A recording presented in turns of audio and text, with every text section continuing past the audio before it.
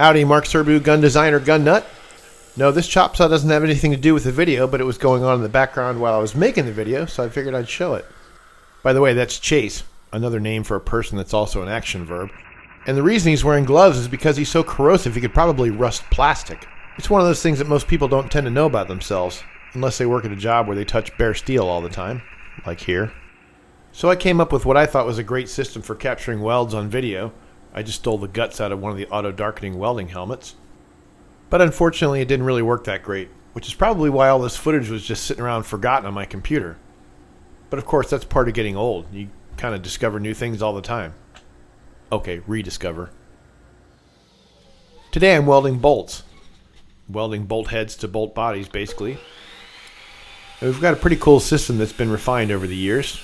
Hell, 20 years now. God. Okay, so you can see I lined up the holes and then I stuck a dowel pin in the holes, and now I'm pounding it in place. Now I know the Smarty Pants viewers among you will know that that's a stainless pin, but who can guess why it's a stainless pin? And not just stainless, but 300 series, austenitic stainless. Let me know in the comments right now before I tell you this next part. Don't cheat! It helps to know that the dowel pin is there for two reasons. First of all, it's a really good way to align the bolt body to the bolt head. Second, it acts as a safety to make sure those two are always connected. As anyone who's ever welded high carbon alloy steel can tell you, the welds can be prone to cracking. It's highly unlikely, and it's never happened in thousands of these rifles. But if it ever did happen, it could be a really bad day. So that's why the pin's there, and the reason it's austenitic stainless is because that kind of stainless doesn't heat treat. So in spite of the bolt getting heat treated, that pin stays the exact same strength and hardness. And this one's not going together. In spite of our best efforts, sometimes the parts get through without being properly deburred, so here you gotta do it on the fly. This thing's called a burr whip. We use those a lot. By the way, for those of you seeing this in the distant future, this is not CGI. Those are actual human hands doing all the work here.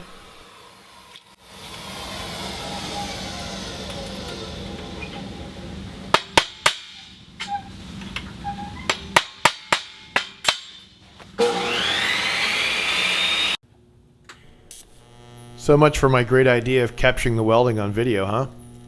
Might as well just put up a blank screen right now. Now this is a heck of a lot better. Still not perfect, but at least you can see kind of what's going on here. Now you can see that both parts are chamfered and they leave a little trough there. It's actually a groove, and it's a V-shaped groove. So this is a classic V-groove weld that we're doing here.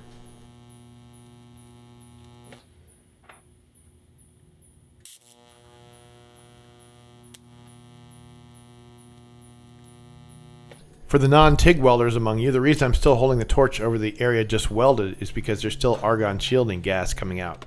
It's called post-flow, and it helps keep the weld from getting contaminated.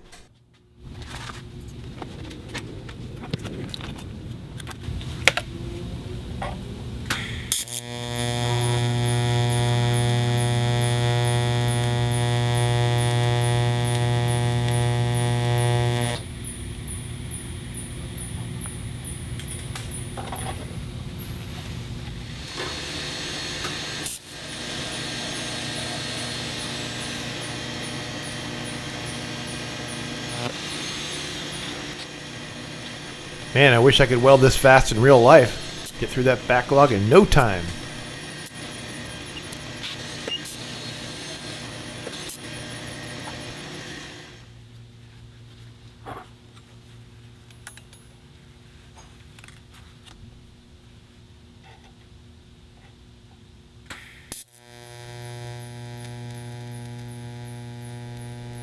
Hey, it looks like I started to figure it out. It's getting easier to see the welding, huh? By the way, we do weld the stainless pin in there. It's just I didn't capture any of that on video. And while I was on a roll, I figured I'd video some other welds.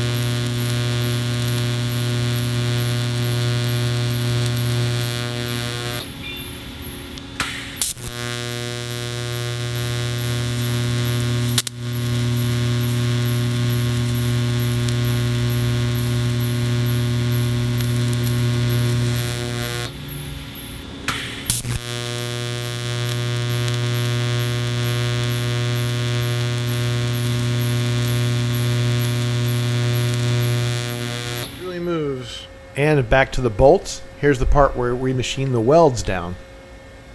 It's really old and disgusting, though.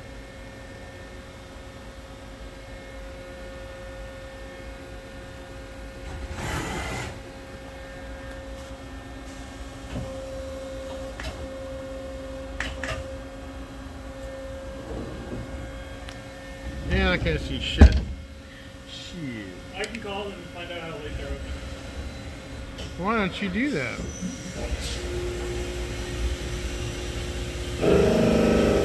Okay, now who can guess why it's so loud machining down that little section of weld?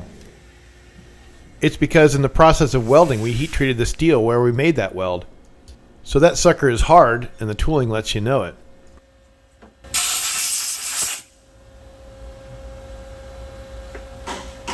Pretty.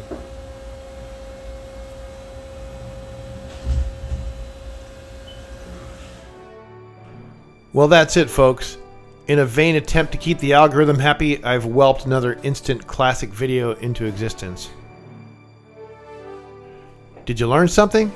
Do you have any questions? Any prima donna welders out there want to make some comments about my technique?